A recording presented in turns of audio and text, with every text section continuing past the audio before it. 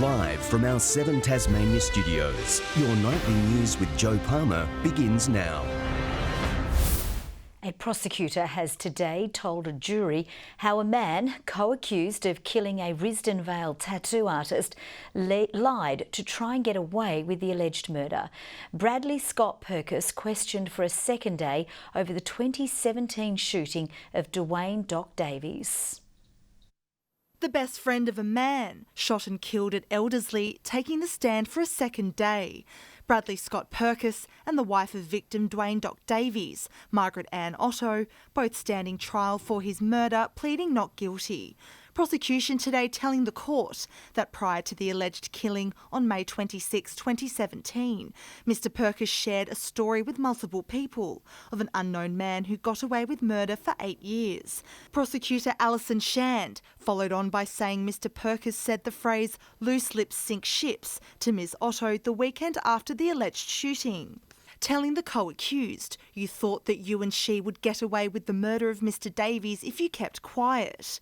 Prosecution has previously argued the pair murdered Mr Davies at Mr Purkis's Elderslie property. Yesterday, the co-accused said he and Doc planned to purchase motorbikes from 3 men at his property that night. Today, prosecution refuted this, saying this encounter simply did not happen and that it was all simply a ruse to get Davies into your home that night. Prosecution also argued today Mr Purkis may have constructed his evidence to suit a narrative from other witness testimonies, due to a number of alleged mistakes he's made when recounting past events. Saying rather than mistakes, you deliberately lied to police. Mr Purkis denied this, and when questioned over why the co-accused didn't tell police he had met Ms Otto on the day of the alleged murder, Mr Purkis simply replied, "I've got nothing to hide." The trial continues tomorrow. Rebecca Main, 7 Tasmania News. A 14-year-old has been charged with the alleged attempted armed robbery of multiple businesses outside of Hobart yesterday afternoon. Police allege the youth entered the St Vincent de Paul Society shop at Bridgewater, threatening staff with a large spanner, and left empty-handed. He allegedly repeated this at the nearby Big Bargain Bottle Shop and then Domino's Pizza before making off with a small amount of cash. Anyone with information is urged to contact Crime Stoppers. 2 boys have been charged over a frightening encounter at a East Devonport park. 2 teenagers were playing soccer at Pioneer Park on Sunday afternoon when they were approached by the pair, who police say were armed with an axe and knife. The 16 and 18-year-olds were robbed before escaping unhurt. The alleged offenders are facing charges of stealing and possession of a dangerous weapon. Construction will at last begin on the Worksworth Aged Care Facility in Bellerive. The site will be dedicated towards older Tasmanians at risk of homelessness. It comes as the aged care sector prepares to face the Royal Commission spotlight. This is what $13 million can buy, a safe home for those with nowhere to turn to. Which will be providing 50 places for older Tasmanians who might otherwise be under housing stress or homeless as they age. The Worksworth Aged Care Facility has been a long time in the making, but the builders have now been picked and the job is expected to be finished by Christmas 2020. People over 65 are one of the fastest growing groups that are living in not only housing stress in the private rental market but entrenched poverty. Clarence Council has moved to allay fears of the site's neighbours. This whole area will still be available for community recreation, to walk the dog, play a bit of footy, all of the things that people have traditionally done on this land. Labor says the plans make perfect sense. But what we also know is that the average wait for Tasmanians waiting for public housing right now is 469 nights. That's unacceptable. The announcement also coincides with Seniors Week, and the Royal Commission into Aged Care will visit Launceston on Thursday. People are becoming more vocal. Organisations are saying that things need to change. The government's saying that things need to change, but they need to be able to put their money where their mouth is. Sean McComish, 7 Tasmania News. The potential of a hydrogen hub and finding more skilled workers are some of the ideas in a new draft plan for the state's north. The Northern Tasmania Regional Development Corporation has finalised a draft of 6 strategies. The targets also include increasing exports to $7 billion by 2031. The plan is a part of the Launceston City deal and can be viewed online. A gigantic iceberg the size of Hobart has broken off an ice shelf in Antarctica. It's a rare event and Tasmanian researchers are hopeful it will offer a better understanding of the impact of climate change on the frozen continent. This is the Amory Ice Shelf in East Antarctica, but it's now missing a 1,600 square kilometre piece. The gigantic iceberg, officially named D28, breaking away from the shelf last Thursday. The last time this happened is back in the 60s, so we don't have a huge amount of data about how iceberg carving happens in this region. So every new piece of information we can get out improves our understanding and helps us predict better what will happen in future. Located between the Davis and Mawson research stations, scientists are excited about the rare event. They've been studying the ice shelf for more than 50 years, first noticing a rift in the ice in the early 2000s. It's just amazing being able to add to the amount of information and the amount of data we have. These things are really rare, so it's a huge opportunity for us to do more research. The Antarctic Division is now hopeful this will open doors to better understand the impact of climate change on the icy continent. What we actually want to understand now is, given that this has happened, how will the glacier and the ocean melting of the glacier respond to the calving event, given that it's so significant? These ice shelves, they're providing a force stopping the ice behind from flowing faster into the ocean. So the more ice you lose from an ice shelf, the faster the ice on the ice sheet will accelerate, and it might start contributing to sea level rise. Ebony Ablett, 7 Tasmania News. After months of speculation, the new part owners of the Hobart Airport have been revealed late this evening. Globally renowned investors, the Queensland Investment Corporation and the Royal Schiphol Group have signed on to take a 70% stake in the airport. The remaining 30% will stay in Tasplan's hands. It remains unclear what the change will mean on the ground for travellers using the growing airport. 2 Tasmanian schools have become the state's latest institutions to sign up to the National Redress Scheme. Launceston Church Grammar School and Farn School are now officially covered under the program for victims of child sexual abuse. The scheme was a key recommendation of the Royal Commission, providing compensation for victims. All state and territories and 61 non-government organisations have now signed up. Tasmania's clown doctors have today celebrated 15 years of bringing a smile to the face of sick children and their families. Since the program kicked off, the doctors have visited more than 1,000 children, providing a much-needed distraction for young patients. A knock on the door from a much-anticipated visitor. These clown doctors making their regular rounds at the Royal Hobart Hospital. But today was extra special, celebrating 15 years of the program, bringing laughter, smiles and happiness to more than 1,000 sick children. Parents will quite often say, oh, that's fantastic, that's the first time our child has smiled in 3 days, and that can be such a nice feeling, just to sort of, that feels like the family's back again. We'll come into a procedure and be able to take that child away from the moment that they're experiencing into a happy place. And that means less interruption in their life as well. This was the program's launch back in 2004. Many of the clown doctors who piloted the initiative still bringing magic into the wards today. It's as simple as distracting a child or lifting them up if they're in hospital for an extended period of time, but it can also be for the parents and it can also be for the nurses and doctors if they're having a tough shift. They come every Tuesday and Thursday, and sometimes they come more often, and they provide distraction to our patients, and they really show that laughter is the best medicine. Taking a bow for a program expected to continue well into the future. Michelle Wisby, 7 Tasmania News. A Launceston man has achieved his dream of representing Australia in basketball on the world stage.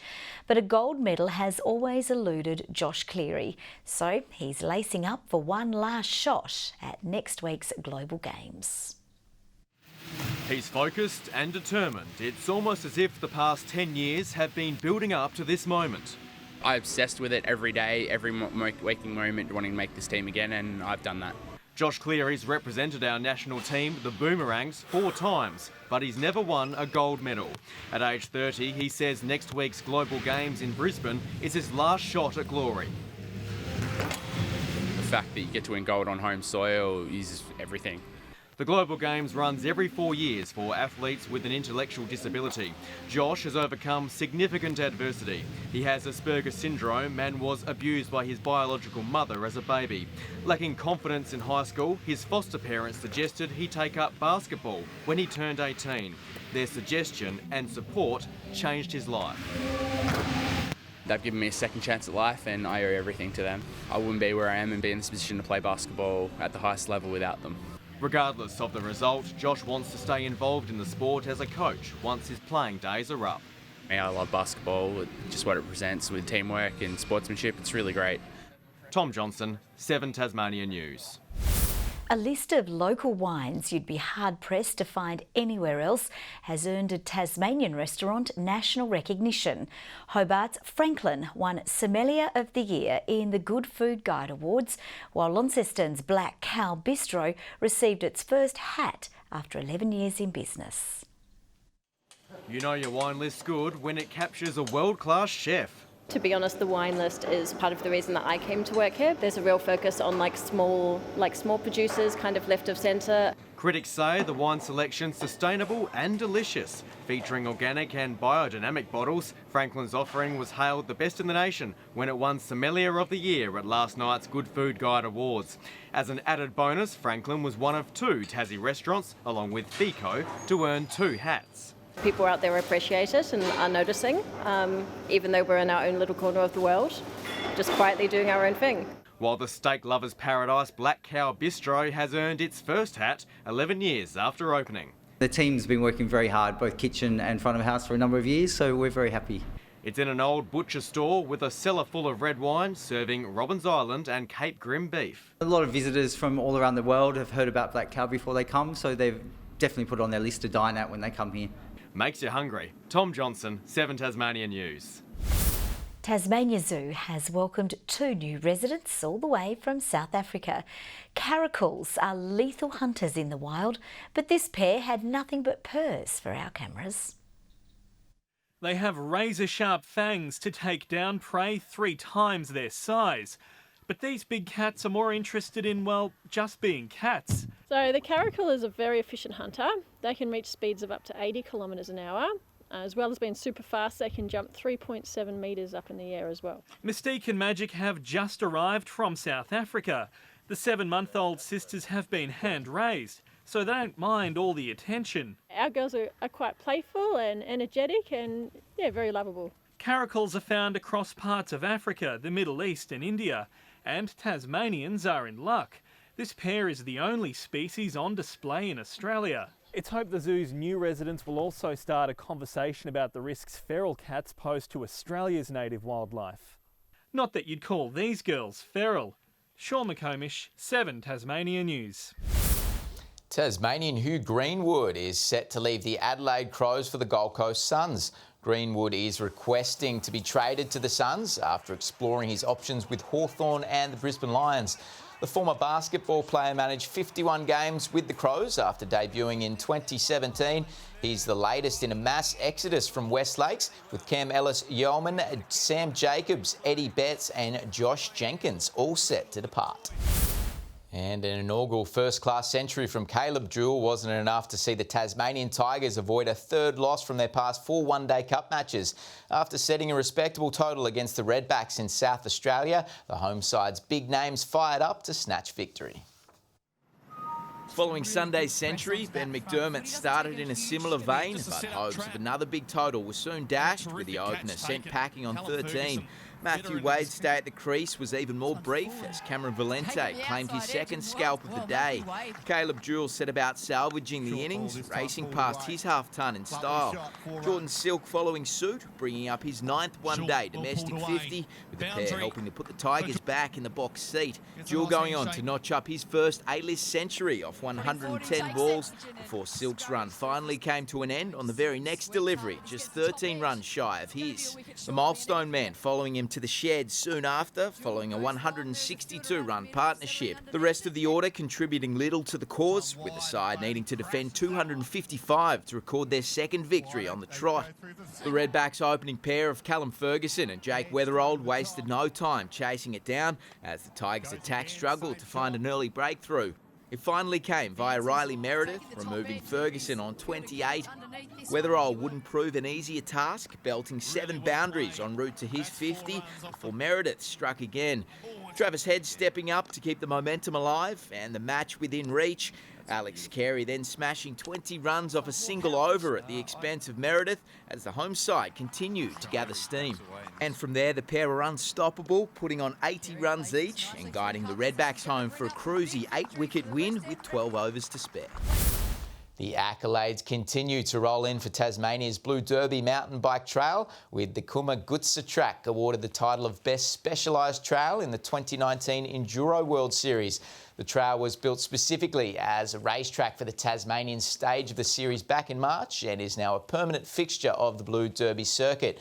But with a rating of double a black diamond, Kumagutsa certainly isn't for the faint-hearted. Good evening, Campania, Wynyard, Fingal and Burnie all on the top today of 19. Lyawini, the low with -4. Launceston and Hobart 17, Devonport 14 degrees. St Helens and Ouse 18 today. Lyawini did warm up to 17 later. Smithton, Grove and Friendly Beaches all 16. Strawn, Lowhead and the Islands 14. Fine and sunny for most of us, but cloud did sit over the southwestern corner and the western maritime region. Cloud with a cold front is crossing the Bight with another further west. Most of the continent clear. However, some thunderstorm cloud is off the southeast Queensland coast with more cloud further south over coastal areas of New South Wales. Tomorrow, the high over the Tasman and the other over the Bight is split by a low. A front remains south of Western Australia with surface troughs over the mainland. Winds north-northeasterly at 5 to 10 knots or up to 15 knots over northern waters. Northwest-northeast winds at 10 to 20 knots around the rest of the coastline. Forecast for tomorrow, partly cloudy for Hobart, 20 the top, up to 20 for Geeston, bit of fog clearing and partly cloudy for Bothwell, 19 the high after 1 overnight. 6 overnight for Launceston, partly cloudy and 20 tomorrow, 15 for Devonport, Cressy a top of 19 degrees. Burnie 17, partly cloudy for Strawn, warming up to 19, 19 also for Curry on King Island. And also in the east, partly cloudy. St Helens 21 degrees, 19 the top for Swansea and 18 the high for Orford. On Thursday, fine until showers develop over the west during the evening. Morning showers over the west and south on Friday, mainly fine elsewhere until a shower develops late over the northeast. And on Saturday, morning showers over the northeast and later the west, otherwise fine. Sunny in Perth, Canberra and Sydney. A morning shower forecast for Adelaide, partly cloudy weather for Melbourne and Brisbane. Partly cloudy in Hobart, it's 12, Launceston clear and 12 degrees, Devonport 11 and mostly clear. Fine tomorrow, Joe, a bit of rain as we count down towards daylight saving. Bring it on. Thank you very much for that, Murph. That's all from the team for now. Have a lovely evening. We'll see you a bit later. Bye-bye.